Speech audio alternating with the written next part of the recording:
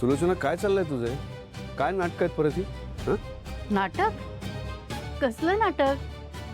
आता काय केलं मी दादा? काहीच झालं नाही असं वागू नकोस. ते बघितलं त्या जयश्रीताईंशी तू कशी वागली असते. बघितलंयस ना? मग काय चुकतंय माझं? काहीच चुकलं नाही असं वाटतंय तुला? आल्यापासून बघतो मी, सारखी चिडचिड सुरू आहे तुझी. काय प्रॉब्लेम काय आहे तुला? आणि आता तर काय साडी हवी आहे तुला? सुलू, तुझ्याकडे साड्या कमी आहेत का ग? आहेत त्या कधी आवडीने नेसलेल्या दिसलेल्या नाहीत, मला बघितलेल्या नाहीत मी. पण आपल्याला माहिती आहे त्यांची परिस्थिती काय आहे, तरी ते झेपेल तसं जमेल तसं करतायत बिचारे. पण का अडथळा आणतेस तू? कारण ती मुलगी सून म्हणून मला या घरात नकोय. दादा, याआधी तुला सांगितलं, पुन्हा सांगते, ती मुलगी आपल्या घराची राख रांगोळी करेल. बस बस झालं सो. लग्न ठरल्यापासून ऐकते मी, ती मुलगी अशीच आहे, मुलगी तशीच आहे. काय वाईट केलं गे तिने तुझं किंवा आपल्या घराचं? उलट हे लग्न ठरल्यापासून आपल्या घरामध्ये आनंदाचं वातावरण आहे, सगळ्यांच्या चेहऱ्यावर आनंद दिसतोय. मग काय प्रॉब्लेम काय आहे तुझा?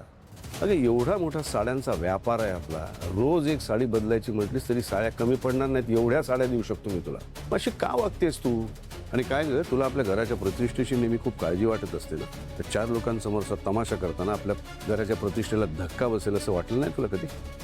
हे बघ सुरू, स्वराजला ती मुलगी पसंत आहे, त्या दोघांचं छान जुळतंय, ते दोघं एकमेकांना समजून घेतात. मग प्रॉब्लेम काय आहे? सुलू, मी नेहमी लोकांना सांगतो, गीतांजली गेल्यावर सुलूने ती जागा घेतली, हे घर सांभाळलं. मला सांग, गीतांजली असती तर त्यात असं वागली असती? तिनं असं केलं असतं? नाही, कधीच असं वागली नसते. मला माहिती आहे तू सुद्धा अशी वागली नसतील, पण तू ना उगीच त्या मुलीबद्दल काहीतरी ग्रह करून घेतली असतं. हे बघ, शांत राहा, शांत डोक्याने विचार कर. सुलू, अगं तू सासू होणार आहेस ग तिची.